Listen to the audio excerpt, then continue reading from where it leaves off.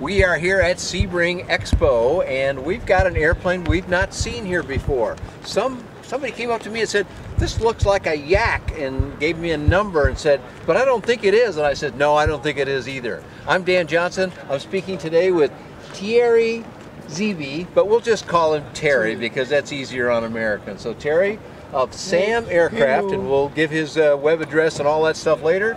But what have you got here, Terry? Well, we have our latest aircraft, the Sam LS, and we began the project 5 years ago, and now we are beginning the test flight, and it's a light sport aircraft here in Canada, in the US, and ultralight aircraft in Canada. We are based in Canada, and that's our all aluminum tandem low wing aircraft. Now you came here, I saw probably 2 or 3 years ago, Terry, and you had some drawings and some ideas, and you were asking for feedback. You said, exactly. "Tell me how you want this airplane to be. Here's the basics. Tell me how you want it." What did that do for you, asking people for their input? Well, it did a lot of good things because I asked questions to almost everybody I knew, and all of people giving me a good feedback, and then we designed an aircraft for pilots, and I'm a pilot myself, so everything has been done to make it safe, pleasant to fly, and have fun. Now, it's a tandem seater, therefore one in back of the other.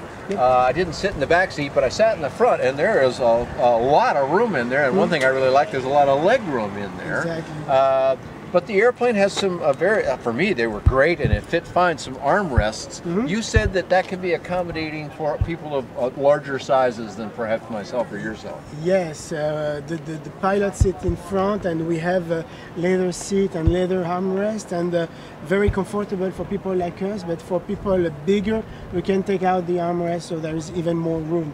But there is 26-inch wide in this aircraft. Yeah, now we always hear about inch wide in conventional side-by-side seating, and a big number there is 45 to 50 inches or something. But that number for a tandem is actually quite wide, and I can attest to that. So right now, to make that kind of a change, it would be something you'd do as a kit, and I heard you told another gentleman about the kit price in the 30s. Well, we don't need to have a price now because this video will be around for a while. But it's in the 30s, before engine and before instruments and finish work, I suppose. But are you also going to make it as a ready to fly? Yes, it's going to be ready to fly and in kit, and it's going to be advanced ultralight aircraft in Canada. Okay. And it's almost the same regulation for the LSA. Yeah, it's very similar. So. And we designed it the same aircraft for both regulation. So we are doing the certification in Canada right now, and we will do it in the US soon. Okay, so let's put some times on this. You've been working on this for 5 years. You've now got a very handsome looking airplane that's strikingly different than everything else we've seen in this market. You'll be one of the new entrants when you're all done with your LSA certification, or approval I should say.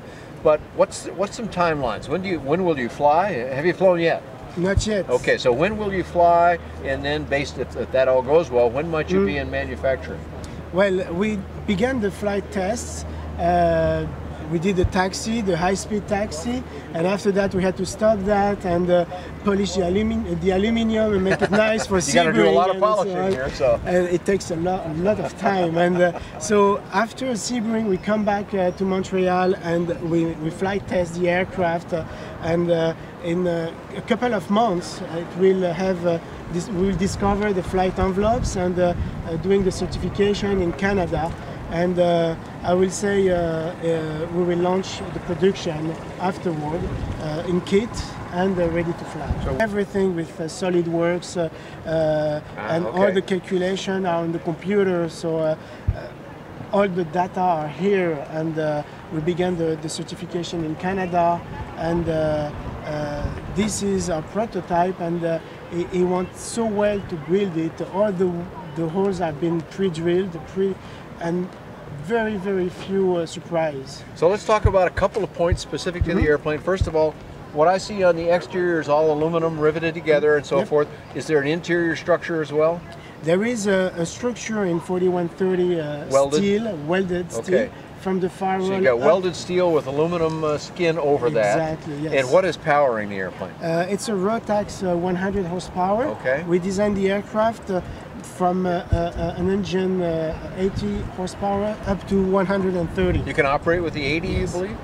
It's going to be minimal. It's a pretty big aircraft to be powered by 80 horsepower, it looks like. That's why we put the 100. Sure. 100 I would think would be more than enough for you, but and that's the most popular engine that Rotax sells.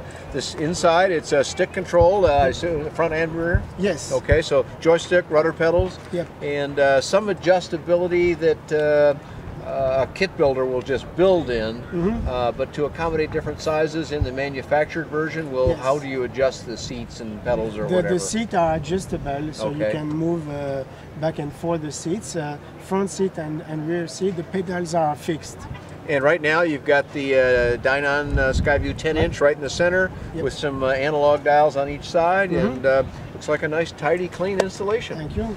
Well, we've given a little bit of information here, but and we can see it right on your shirt here, but we may not be able to read that on screen, although we'll add that when the production is done. But tell us what the website is. It's www.sam/aircraft.com. Okay, so sam-aircraft.com. I don't currently have anything on my website about it, but I will, and that'll be available on buydanjohnson.com or bydanjohnson.com. Thanks a lot for joining us here today at Sebring. Thank you.